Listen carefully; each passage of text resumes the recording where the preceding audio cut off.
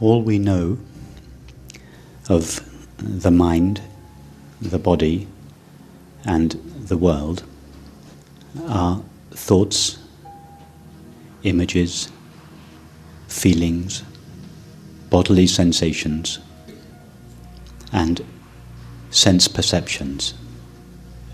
That is, sights, sounds, tastes, textures, and smells. Just check that out to begin with and make sure that that is true in your experience. Nothing will be said here this evening that cannot be checked directly in your own experience. Just range freely over the entire realm of experience, so-called inside and so-called outside, and see that all you ever come in contact with are thoughts, images, feelings, sensations, and perceptions. Now, instead of giving your attention to the thought, sensation, or perception, give your attention to the knowing with which these are known. Our thoughts are known. Our feelings are known. Our sensations and perceptions are known. This knowing runs throughout all experience. It pervades experience. It's very easy to check that. Just ask yourself, what would experience be without the knowing of it? Could there be experience without the knowing of it? Could there be a movie without a screen? Obviously not. Could there be experience without this knowing? This knowing pervades all experience, runs throughout all experience. Just check that out. Visit your thoughts and feelings, your bodily sensations, sights if your eyes are open, sounds, textures. All experience is intimately pervaded by this knowing, just like whatever appears on the screen, maybe a movie, a documentary, a news bulletin, a football match, a drama, a thriller. It doesn't matter. It's all pervaded by the screen. And keep surveying your entire experience, but instead of focusing on the objective elements, the thoughts, the feelings, the sensations and perceptions, give your attention to the knowing element that pervades all experience. Become interested in the knowing with which all experience is known. It's like becoming interested in the screen whilst watching the movie.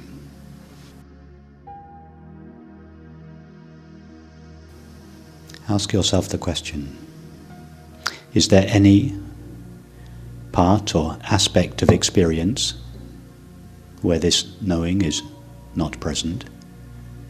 Is there any part of experience where this knowing is more present than in other parts? Is it more present, for instance, in your innermost feelings than it is, say, in the sound of the traffic or the sight of these walls if your eyes are open? Ask yourself the question, what is the relationship between this knowing and myself? Yourself has been with you all your life. What else has been with you all your life? Your thoughts? No. Your feelings? No. Your bodily sensations? No. perceptions? No. What about this knowing? Has that ever been absent in your life? No. This knowing runs ever present throughout life. I, yourself, has been with you all your life. I refers to that which you have always been, in spite of all the changes of the mind, the body, and the world. So I can only refer to what has been present with you all your life, to what cannot be separated or parted from you. In other words, I, ourself, is this pure knowing. This knowing is like a light that illuminates all experience, rendering it knowable. It is a mistake to think that this knowing just pervades one little corner of experience called my body-mind. If you look around, you'll see that there's no part of experience that is not pervaded by the knowing of it. Your most intimate thoughts and feelings, and the most apparently distant perceptions. The sound of traffic. Nothing is at a distance from this knowing. Nothing is at a distance from yourself. You are the knowing element that pervades experience. Just look around your entire experience. Try to find a part of it that is not pervaded by the knowing of it. Go inwards towards thoughts and feelings and outwards into the world. Try to find any little corner of experience that is not intimately pervaded by the knowing of it. That is not intimately pervaded by yourself.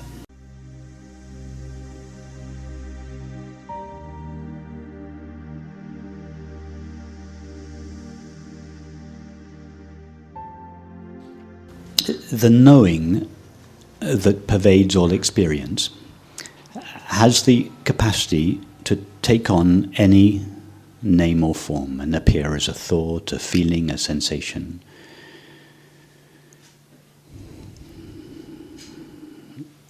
If we look at the thought or the feeling or the sensation, it seems to be limited. But the stuff out of which that limited thought, feeling or sensation is made of, pure knowing, is not itself limited. Are you following me? Mm-hmm. Yeah. So the mistake we make is to presume that this pure knowing shares the limits of the forms that it assumes. Just as a screen has the ability to take the shape of a limited object, such as a blue sky. Nevertheless, the blueness of the sky, which is a limit, is not inherent to the screen. Mm-hmm. The screen doesn't share the limit, although it is the entire substance of the limited object. It itself is not limited by the form that it assumes. So likewise, this pure knowing has the ability to take the shape of what appears to be a limited object, such as a self, a body, etc. And the mistake we make is to imagine, when I say the mistake we make, the mistake that thought makes. Yeah. Because we, pure knowing, doesn't make any mistakes.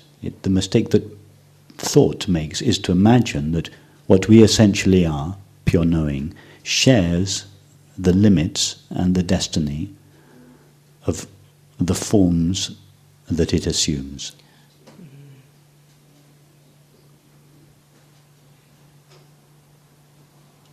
Just go to your experience now.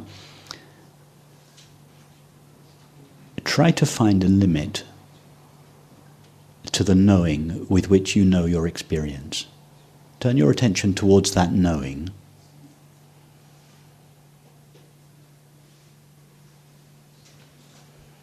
Can you find a place where it stops? Can you find a place that is outside knowing?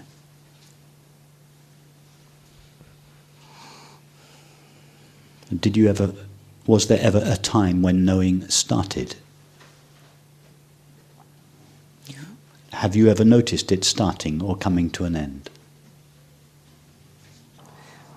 It only makes me think of birth and death, but that Okay. might just be a construct of... For something to be born, it must appear. For something to die, it must disappear. So have you ever experienced the appearance of this knowing? No, it's always been there. And the disappearance of it? I don't know. Have you ever experienced No. No. No, absolutely not.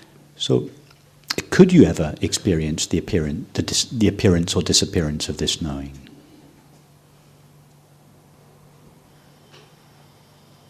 Not with what I know now. No, Not exactly. with what I... No, not you with couldn't. what I am now. You have never experienced its appearance or disappearance, nor could you ever. Nor has anybody. Yeah. Nor has anybody ever experienced the appearance or disappearance of this knowing. Why do we think it does appear and disappear? Why as a culture do we believe that what we are was born and will die, when nobody has ever experienced the appearance or disappearance of this knowing?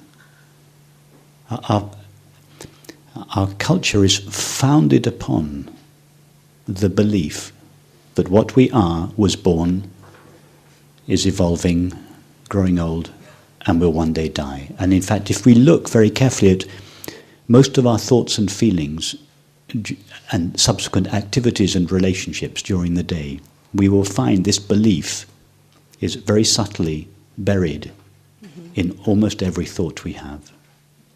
And yet when we explore our actual experience, we have to admit nobody has ever experienced the birth or death of themselves. It's just a religion. When I say a religion, I mean a religion in the sense that it's a belief. Yeah.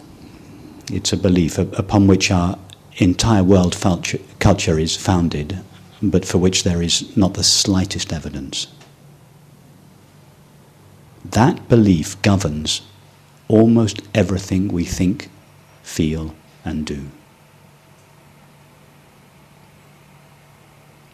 Why not stay close to your experience?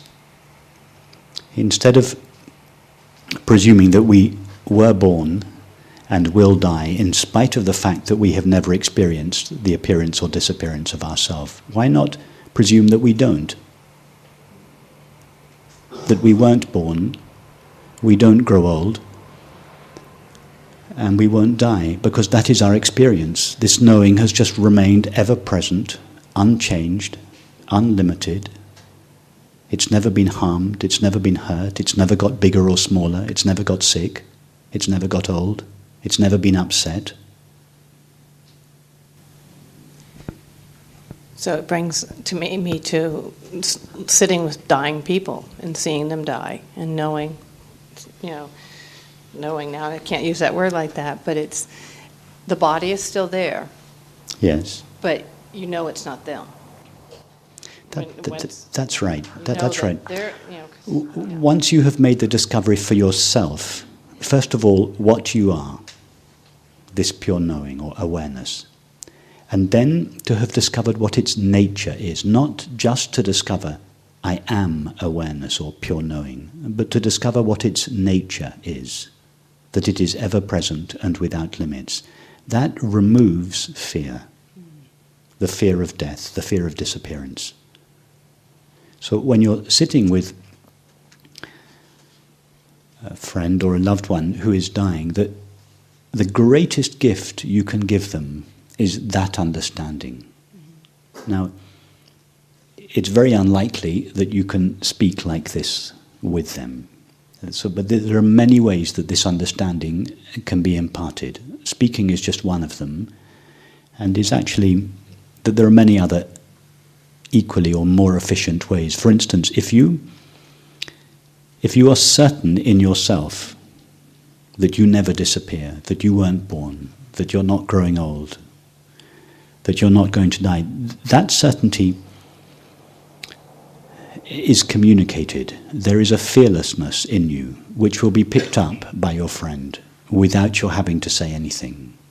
Just by your being there, quietly holding your friend's hand or stroking their head or whatever it is that's appropriate at the moment, something of your fearlessness will be imparted subliminally to your friend without any words being spoken, and that is the greatest gift you can give to anybody. No words may pass between you, but somehow just by your presence being there, your friend will feel relieved of a burden. They may never formulate, "Oh, I'm no longer afraid of death." No, it might not, it probably won't happen like that, but they will be relieved of a burden.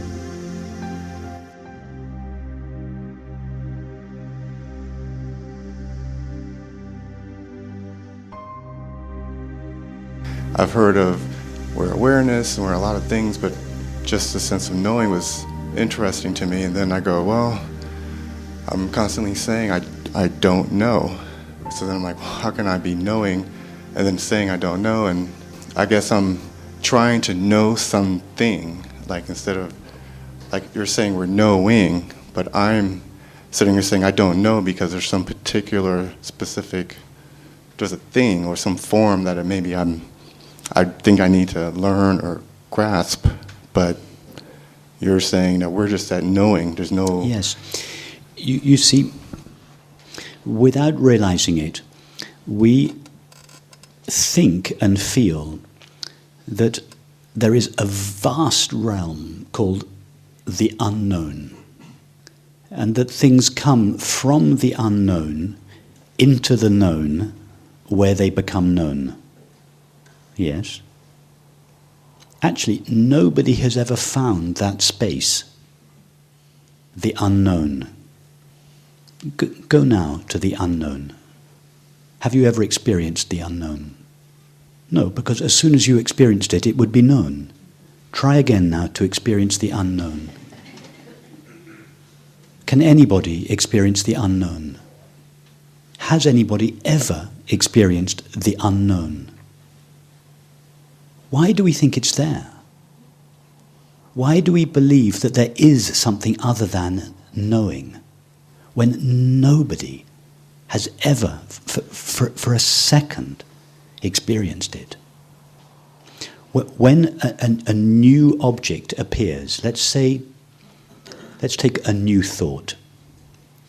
When a new thought appears, the only substance present in that thought is the knowing of it. Yes? Are you with me? That's all I can tell. Okay, so all there is to a thought is the knowing of it. So when the new thought appears, no new object comes into existence. The knowing out of which the new thought is made was already there. Just like when you switch from the documentary to the movie, suddenly a landscape appears, but the landscape doesn't come from outside the screen and suddenly appear on it. No, the landscape is a modulation of the screen that was already there, that was always there. In other words, nothing new came into existence when the movie started. It's everything that appears on the screen is a modulation of the ever-present substance of the screen, and our experience is like that. This knowing, it has not, we can't say it's always been there, because it's not in time. We can say it is ever present. It is eternally present. Nothing comes into experience from outside that knowing. There is just all that has ever been known is that knowing, and it is that knowing that knows itself, modulating itself in all these names and forms. From the point of view of one of those names and forms, there are selves and objects being born and dying, coming in and out of existence. But from the point of view of the one that truly knows, the screen, pure knowing, nothing new comes into existence. Nothing is born. Nothing disappears or dies. There is just its own ever-present self, modulating itself in the totality of experience. So the unknown is a concept, but a concept that doesn't refer to our experience. There's no such thing. So it's just the mind taking these things that are appearing and saying, oh, this is new, but from a point of... Exactly. From the point of view of thought, it is thought that abstracts the selves and the objects. It's thought that says that character in the movie has just been born, just appeared, that character appeared, and this character has just died, and this character is good, and that one's bad. And that object has just appeared, and that object disappeared. That's all from the point of view of thought. But from the point of view of the one that truly knows, the knowing of experience, it's quite different.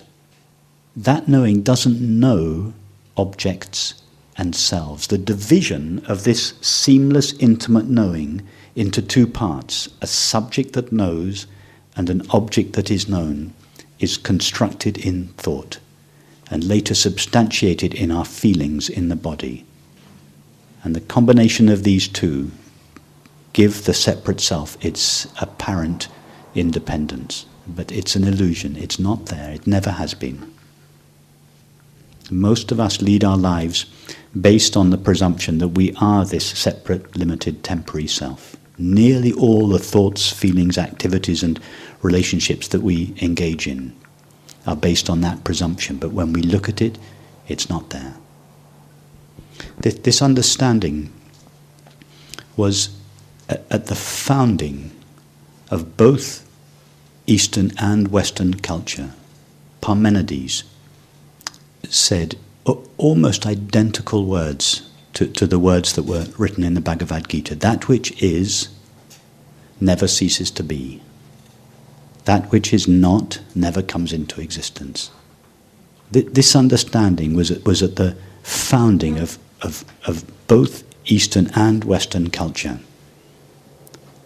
Western culture turned away from it sooner than Eastern culture did, but this understanding, that which is never ceases to be.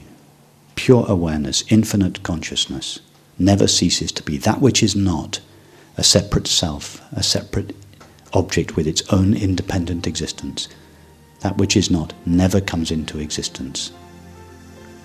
Our culture has turned away from this understanding, and when we look around at the state of our culture, the conflict that exists in individuals, in relationships, in communities, and in our world community, we can trace them back directly to the overlooking of this understanding.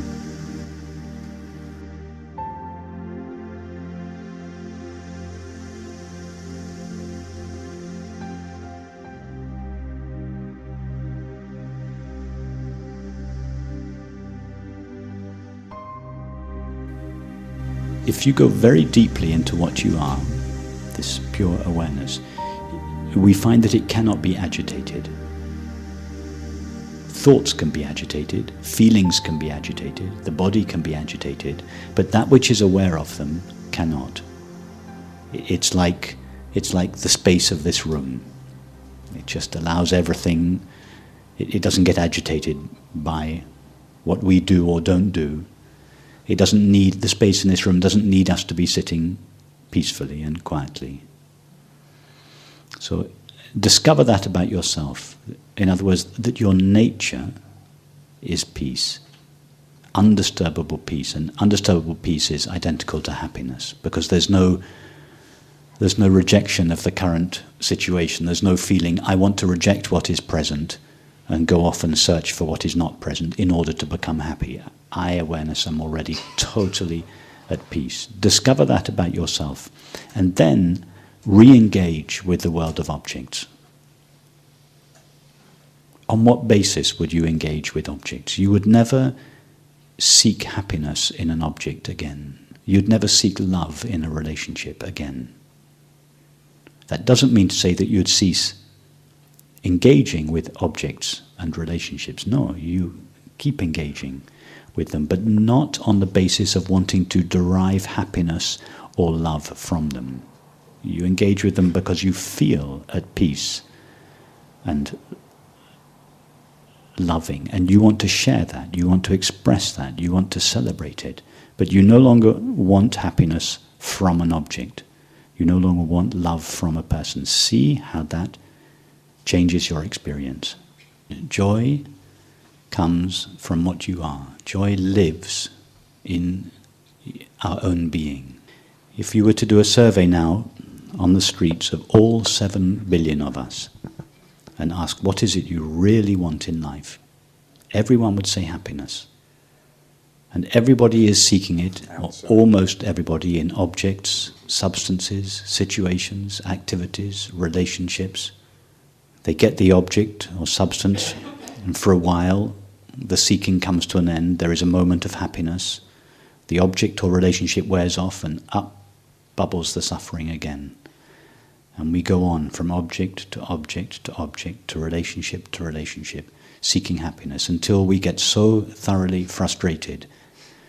At some stage we turn round and we question, who is this one that is seeking? Everybody is seeking happiness, which means everybody is seeking the end of separation, which means everybody is seeking their own being. Our culture has persuaded us to look for happiness in objects, situations and relationships, and for this reason the poet Thoreau said, most men lead lives of quiet desperation. It's true of almost all 7 billion of us, because we're looking in the wrong place for happiness. It resides, as you rightly say, in the simple knowing of our own being. It's equally available to everybody. That's the greatest discovery one can make about oneself. What we are is happiness itself.